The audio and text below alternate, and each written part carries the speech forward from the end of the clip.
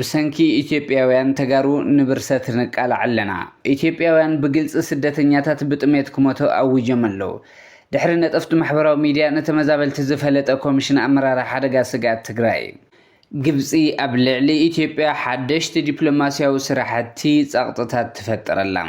ሰራዊት መንግስቲ ሱዳን ዓበይቲ ስዕረታት የጋጥምዎ ኣለዉ ሰላም ኣብ ኩሉ ኩርናዓት ዓለም ትርከቡ ተኸታተልቲ መደብና سلام كبرات انتخاباتنا بوبنيس كو عبد الحمد صاحب نز channel حدشن انتخونكم لايك سبسكرايب بمقار جمرو لمونكم تلمو حدشن تكسان صعباتنا واخم كنبلا بسنات محو سناي صالحيت تاريخنا كتقبرنا زي كدتور حقات يلن أبيناد أمبر موالات حليفهم يوم إثيوبيا تمساسال لقفع كتفصملنا نبر كوينلو نحنا جن رسعت سلازخنا بيغرنا حلفنا إثيوبياوين قبل علينا زفصمو زلو قفعي أبي استراتيجيكاو أكايدهم كلهم تمسا حتى علامة لتهم تقراوي كام مدري جاتس متفاع ميلاتات كقايرو يخليهم أبز خدنا لهم بخوينات أبز أنكرنا لهم نعنا مسيلهم أبغاقوانا بمتاو نبعلنا فلاليهم بمبلع نحنا كام تقارد ما أبز بروجكت زيلنا زبهر راح لنا إيه بلنان أبز عنكي لزين ننبر لنا كابزا عنكي لزيزوز سبقنا أيوننا تعزيمنا إنا مرحتنا ون بناشوا فقري عويرهم يوم أبي إثيوبيا بر أب تقرايك سرحوي تعدلون تقراي سان مريحنات عنكليل تبللا زلومي طميت ناي معلتا يكونن عمتات زوسده سورنا سدده زخده بزح سب بزح دغانا تمنطل زمص مقصلتان بيتا مرحت تقراين إثيوبيا دامبر كم قصبت زورده عدا تمزابلتا يكونن እዚ ካሜራ ዘቃልሑ ጥሜት ዳምበር ምስሉ ኩሉ ትግራዋይ ኣብ ኩሉ ኩርናዕ ዘሎ ኣብ ሕድሕድ ተመዛበለ ዝዕቆበ ክሳብ ሱዳን ዝተሰደደ ትግራዋይ ዝተፈርደ ዕጫን እዩ ትግራዋይ ናባይ ዘይብሉ ኣብ ጎደና ዝተደብርበ ምሕዘነ ፍጡር ካብ ዝኾን ነዊሕ ገይረ ኣሎ ፖለቲካ ቁማር ገይሮሞ ዝፃወቱ መራሕቲ ኢና ይብልዎ ግናኸ ኣይፈልጥዎን ኣበይ ኣብ ከመይ ኩነታት ከም ዘለውን ዳሃየብሎምን ትካላት ሰብኣዊ ሓገዝ ናይ ሓደጋ ጥሜት ፃውዒን ትገብራ ጥራሕዮም ኣከታቲሎም መግለፂ ዘስዕቡ ናይ ሓሶት መግለፂ ትግራዋይ كأكب كحبر ونايدليون إذا مكرازي أنصلالي ولا تجراوي لومي كاميرا تيك توكرات زك الحمات موت مزابل تايكونن موت مرحت تجراي سبنا تجارون مبر تجراي موات أو كمي تنادي حلم زجبرو قمارتنياتات مرحتي بوليتيكا مبقس سقاي تجارو تمزابلتنا بوتوم زي مملازيو إذا كيهون سرح زلو دما مريحنا تجراين أورومانيوم مريحنا تجراي زيجاتاتو أمنتاي درجة كم زلو يفلتن بمعلتو بتميت زمتون كابوها بتحجز تكالات بدرخو وصبصابي مجلس زوج أباي توريدو زرع أكلون يبلون نبت مزابلت زنبرو له مكرا كورد زرع لمرحية بلان تجراي أبزو قداي مرحتي إثيوبيا تجراي ننبعلهم أنتو ونجاجلو نعزب لنا إثيوبيا وين نحنصات تميت حق يكونن تميت حوحات بأقلال سا إثيوبياوان تنقز فترتو تميتيون تبلو مرحتقا إنا إلوم نهزب تقراي تسوع مرحتي إنا زبلوغن نزي قبر ملسي شفافينهم كحلفو فاتينهم يوم ኢትዮጵያውያን ብግጽ ስደተኛታት ብጥሜት ክሞቱ ኣውጀም ኣለዉ ኣብ ናይ ሓደጋ እዋን ህዝብ ክበጽሕ ተባሂሉ ዝተጣየሸ ትካል ኢትዮጵያውያን ናብ ትግራይ ሓገዝ ከየብጽሕ ከልኪሉ ኣሎ እቲ ንምሕጋዝ ቅርብነት ዘይብሉ ትካል ናብ ትግራይ ማእኸል ስደተኛታት ብተናፀል ዝወሃብ ሓገዝ ከይህሉ ኢሉ ከውግዝ ተሰሚዑ ኣሎ እዚ ግልፂ መቐፀልታ ናይ ትማሊ ኣዋጅ ጀኖሳይድ ኣብ ልዕሊ ተጋሩ ምዃኑ እዩ ተጋሩ ክጸንቱ ዝተዓጠቑ መራሕቲ ኢትዮጵያ ካብኦም ፍትሒ ክጽበእ ብመግለፂ ይኹን ብትዕግስቲ ዝፍታሕ ኣይኮነን ተጋሩ ከካብ ዝርከብና بالنواص سنتيم حجاو زي مخان زنقرنا زلو اتم حجاو زبلو اتم زيجاتات بتميت مرقافهم يوم اب محبرو ميديا بتناصل زغبرنا يغنزب كالوت دغافات متخاب دما حجاو ايكونوني بللو ايثيوبياوان از مالت بعل ادوناي زغبرو زلو غسغاس دو يبل حجاو ايكونن مالتهم يوم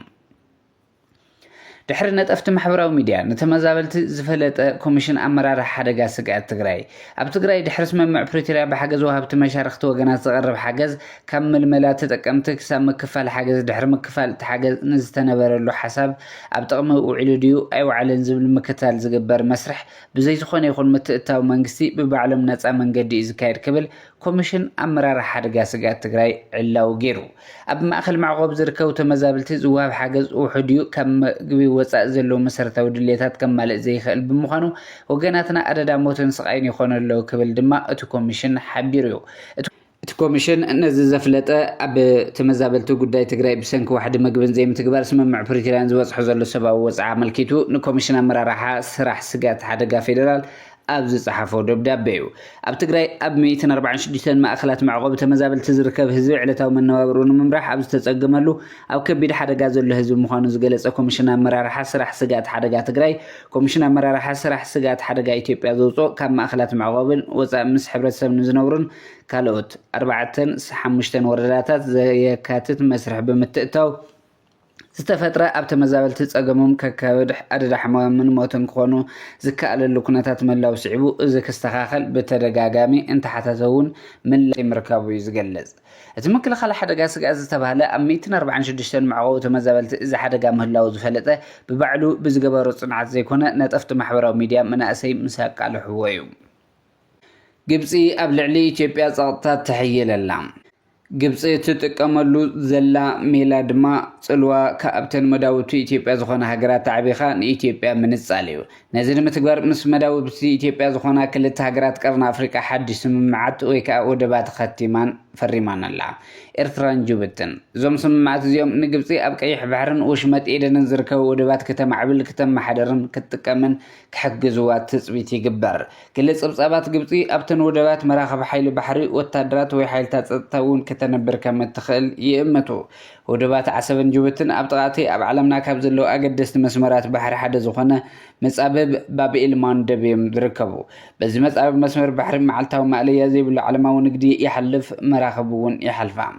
ካብ ኤስያ ናብ ኤውሮጳ ዘይቲ ምግቢ ኣቑሑ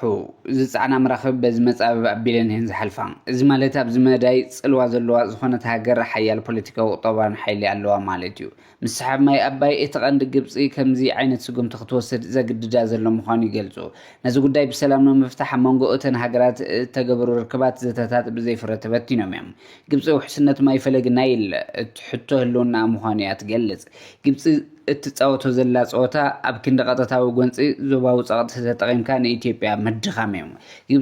ግብፂ ኣብዞም ወደባት ሓያል ፅልዋ እንተገይራ ኢትዮጵያ ትኽበበላ ማለት እዩ ግብፂ ተካይዶ ዘላ ወፍሪ ሓንቲ ጥይት ከይተተኮሰት ኣብ ልዕሊ ኢትዮጵያ ዲፕሎማስያዊ ፀቕጢ ክትገብር ከኽእላ ዝኽእል ተንተንቲ ይገልጹ እዚ ስጉምቲ ኣብቲ ዞባ ዘሎ ወጥሪ መሊሱ ክጋደድ ከም ዝኽእል ገለ ተንተንቲ ስኸፍቶም ኣይሓቡን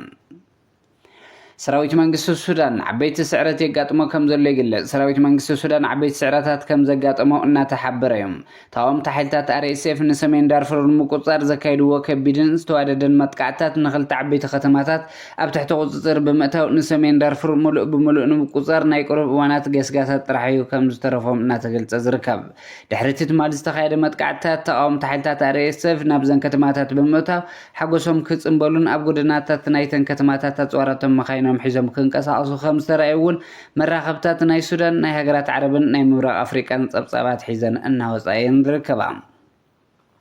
ሰራዊት መንግስቲ ሱዳን እዚ ዝሓለፈ 3 ወርሒ ጥራሕ ካብ ዝተፈላለዩ ዓበይቲ ከባቢታት ናይ ሱዳን እናተሳዕረን ድሕሪት ገጹ እናተመትሰ ዝርከብ ኮይኑ እዚ ድማ ተቃወምቲ ሓይልታት RSF ምስ ናይ ዝተፈላለዩ ሃገራት ወታደራት ብምዃን ካብ ሕቡራት ኢሚራት ዓረብ ዝረኸብዎ ዘለዎ ምዕቡል ወታደራዊ ኣፅዋር ተሓጊዞም ኣብ ልዕሊ ሰራዊት መንግስቲ ሱዳን ፀብለልትነት ከም ዘለዎ ሙሉእ ብምሉእ እናረጋገጹ እዮም ዝርከቡ እቶ ኣዝዩ ዝገርም ድማ ጉዳይ ሰራዊት መንግስቲ ሱዳን ኣብ ጎረባብቲ ሃገራትን ሓያላት ሃገራት ዓለምን ኣፅዋራት ሎጂስቲክስ እናሓዘ ኣባይታ ዘምዝግቦ ዘሎ ከምዚ ዓይነት ስዕረታት ንሱዳን ነቲ ዝሕግዝ ዘለዎ ሃገራትን ንህዝቢ ሱዳንን ተስፋ ዝቁርጽ ኩነታት ኮይኑ ከም ዝርከብ ገለ ትንተናታት ይገልጹ ኣለዉ እምበር ከስ ክቡራት ተኸታተልቲ መደብና ዜናታት ዝዕለት ኣብዚ ከንቢትና ስሰናይ ንዓኹም ሰላም ንዓኽ ትግራይ